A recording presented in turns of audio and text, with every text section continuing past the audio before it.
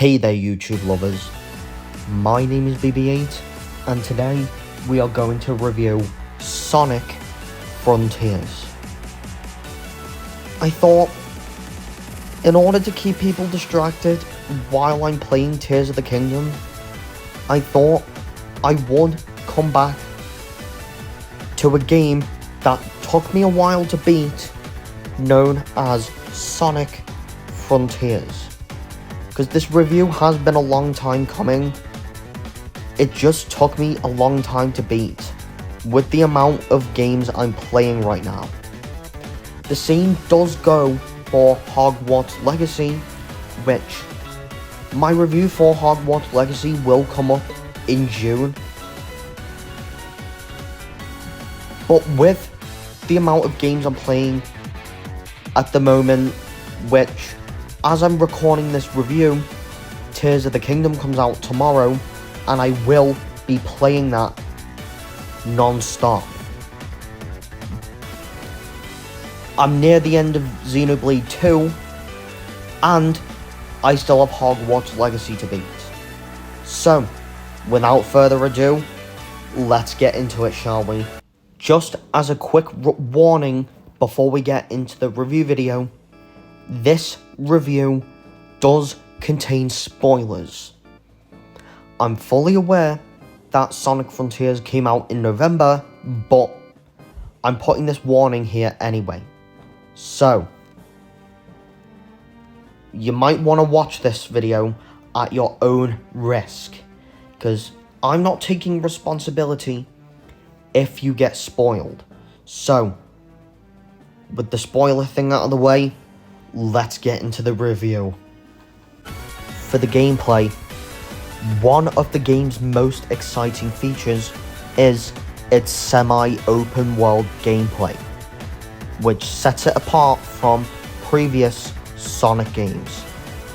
That way are mostly linear and focused on fast-paced platforming. Sonic Frontiers isn't fully open world like I expected it to be, but it's taking its steps in the right direction to if we were to get a fully open world Sonic game at one point. The game's world is full of diverse environments that players can explore, from lush forests and mountainous regions to sprawling deserts.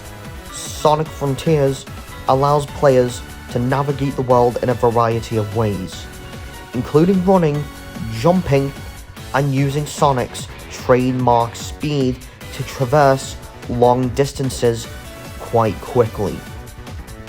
To make the game even more interesting, Sonic Frontiers introduces a range of new abilities that players can use to overcome obstacles and defeat enemies, which does add a new layer of complexity to the game's platforming mechanics, giving players more way to interact with the world and solve puzzles. In addition to the gameplay, the game features a range of challenges and puzzles that players can complete, such as racing against other characters or solving complex environmental puzzles. These challenges will test players' skills and ingenuity, making the game even more exciting and engaging. One of the standout features of Sonic Frontiers is the inclusion of cyberspace levels, which are reminiscent of traditional 3D Sonic games, and while these levels are enjoyable and can be replayed in order to achieve the S rank, the only issue I really have with the cyberspace levels is the repetitive theming. Currently, the cyberspace levels are limited to just themed around Green Hill Zone, Chemical Plant Zone, Sky Sanctuary Zone, and Eternal Highway. However, if Sonic Frontiers had a wider variety of themes from Sonic's extensive catalogue as its cyberspace levels, I do think, in my opinion, they would be a bit more enjoyable. But apart from the cyberspace levels, Sonic Frontiers does have exciting gameplay, offering players a semi-open world to explore, a range of new abilities, and a variety of challenges and puzzles to complete.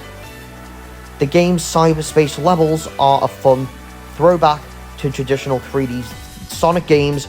Even though they may be limited to their theming, they are still enjoyable and worth replaying. For the story, Sonic Frontiers has an engaging and complex storyline that involves exploring the history of the ancients, a new extraterrestrial race that hasn't been explored within the previous Sonic games. The game also introduces new elements such as the cyberspace, which I have just mentioned, and the Titans, which adds layers of depth and intrigue to the plot.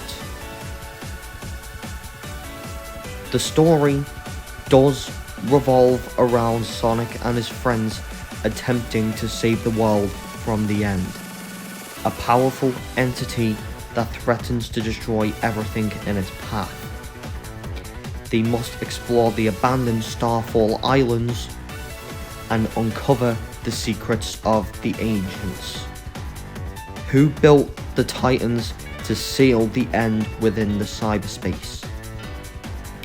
The plot does include multiple twists and turns, as well as the introduction of new characters like Sage, an artificial intelligence unit that helps Sonic and his friends. The game also introduces elements of corruption and sacrifice, as Sonic and his friends must confront their own limitations to overcome the challenges presented by the end. This adds an emotional depth to the story, making it more than just a typical action-adventure game. And the plot of Sonic Frontiers does appear to be a well thought out and engaging story, with enough twists and turns to keep players engaged throughout the game. It also introduces new elements and characters along with the new story that add depth into the Sonic universe, making it an exciting addition to the franchise.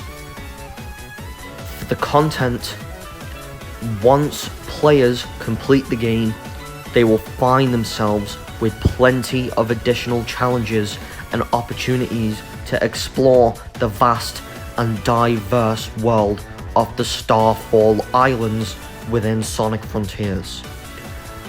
One of the most exciting challenges in the post-game is maximizing Sonic's speed and ring capacity, which can unlock various trophies and achievements if you are on the Xbox or PlayStation version of the game. But since I ended up playing it on Nintendo Switch for some reason, I'll get to that in a bit, you can actually be a completionist by doing that. This does provide a sense of satisfaction and accomplishment for the players who are passionate about pushing their limits and achieving new heights within the Sonic world. Another notable feature of Sonic Frontiers post-game content is the introduction of the purple coins, which adds a new dimension to the game. Players can collect these coins all over the map and during the Starfall events. They can participate in Big the Cat's fishing minigame, which provides a significant boost in Sonic's abilities. While I've never been the biggest fan of Big the Cat as a character, this minigame is an excellent way to improve Sonic skills and collect valuable items which can help players progress further in the game. And at least Sonic Frontiers gave Big the Cat, aka my least favourite Sonic character, a purpose. It is also worth mentioning that as more playable characters are added to the game, which I know a third update with new playable characters is going to get added. As I'm recording this, the game has not been completed yet, but when more characters get added, I am curious to see what they do.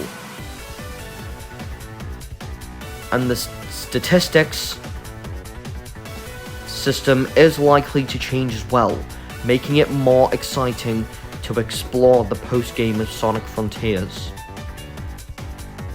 The mini-game rewards are not just limited to valuable items. Players can also unlock treasure chests and hermit scrolls, which provide Sonic with unique abilities and upgrades that can give players a significant advantage in combat. This encourages players to engage with the minigame and collect as many purple coins as possible, further enhancing the gameplay's replay value. Sonic Frontiers does offer an extensive range of engaging activities in its post-game that keeps players coming back to the game from time to time, alongside free updates.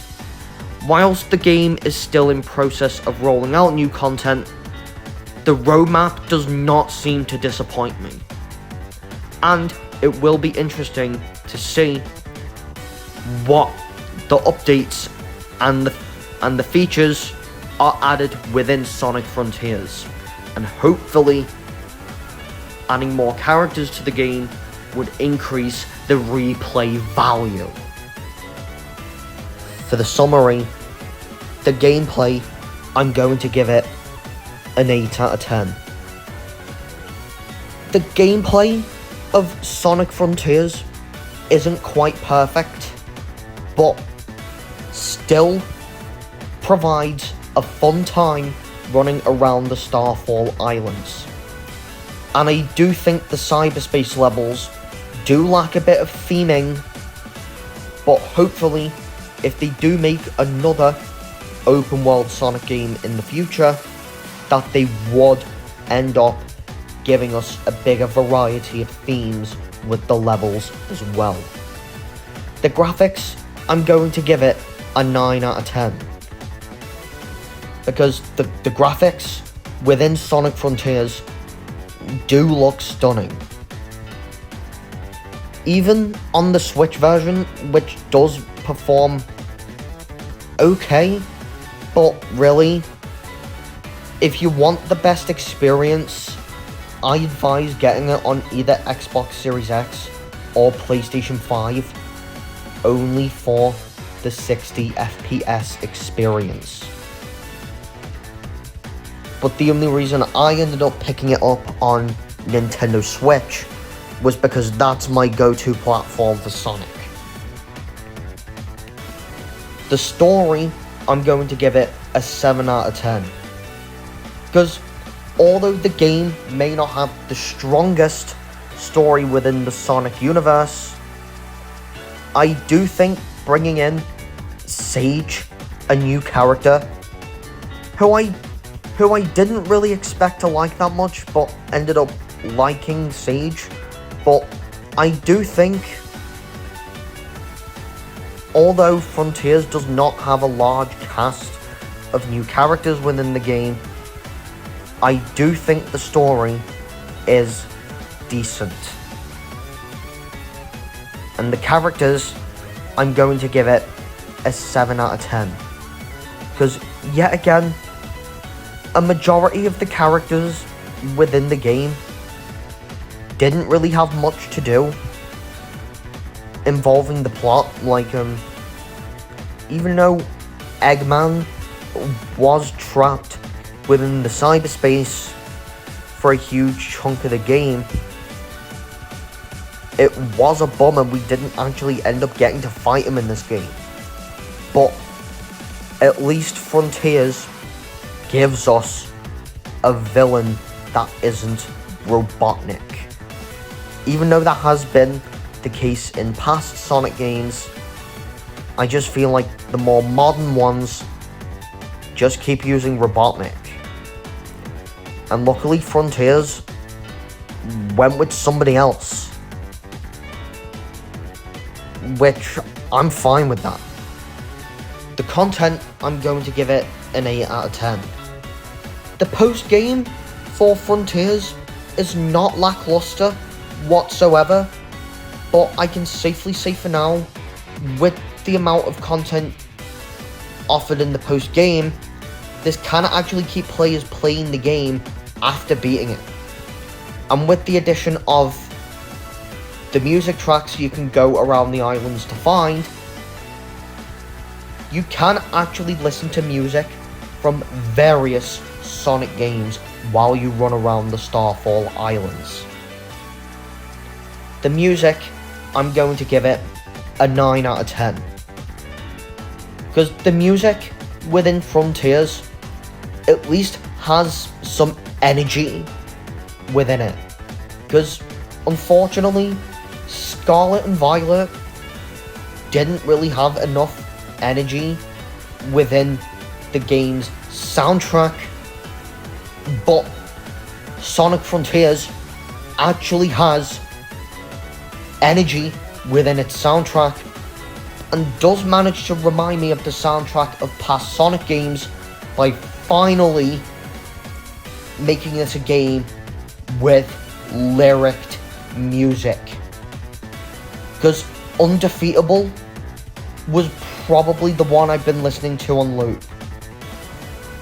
The Switch version of the game, which is the one I played, I'm going to give it a 7.3 out of 10. The Switch version of the game doesn't actually run the worst. The resolution of the game may not be there in handheld mode, but the game isn't really that slow either.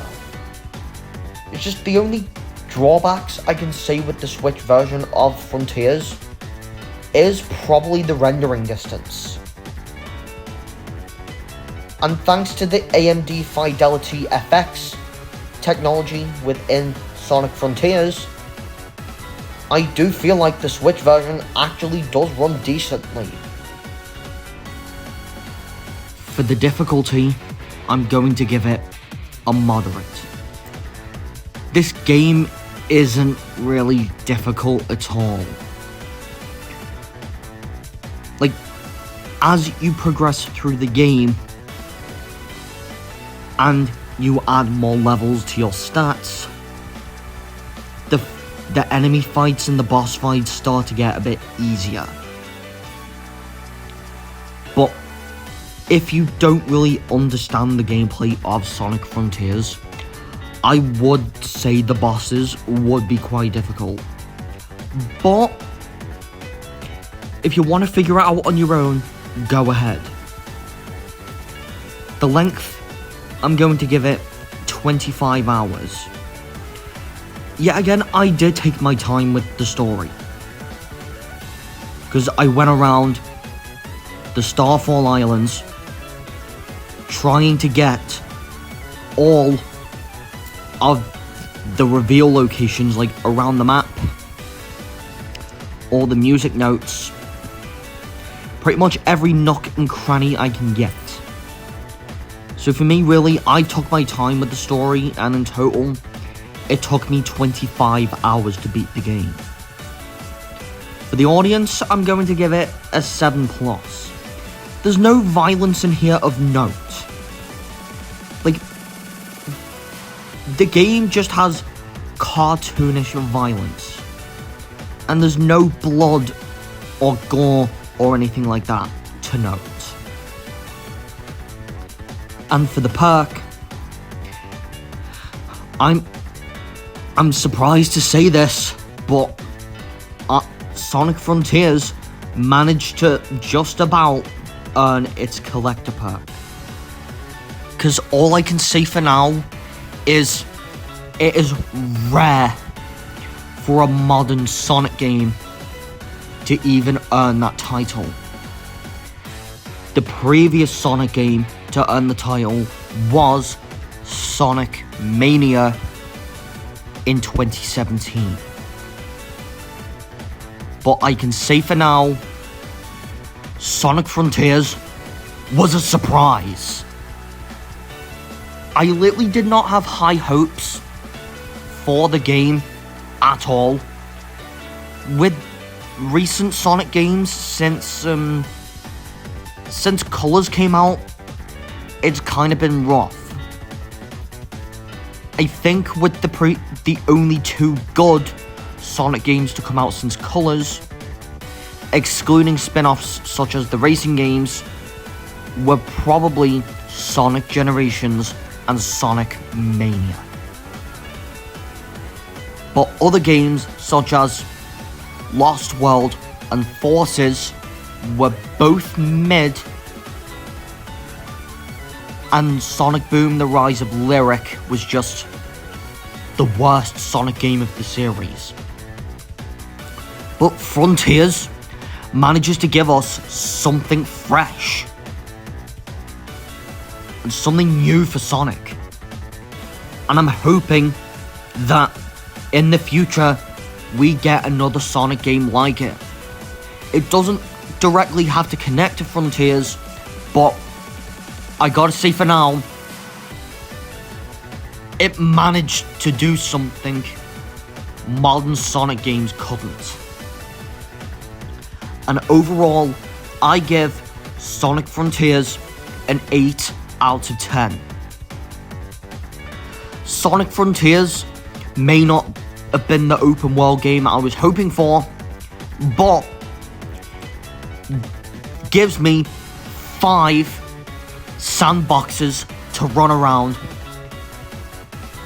as Sonic, and I can progress through the story while I'm doing so. So guys, what did you think of my Sonic Frontiers review? I know I'm a bit late to this, and I did promise I would get my review for Sonic Frontiers out back in January, but of course, with other games coming out like Hogwarts Legacy, etc., I was going back and forth between certain games, and I finally managed to beat Sonic Frontiers, so I thought I would provide my review for you guys. So, don't forget to subscribe to my channel, like this video, and turn your notification bell on so you don't miss another review video like this one. And I will see you all in a future review video. BB8 out.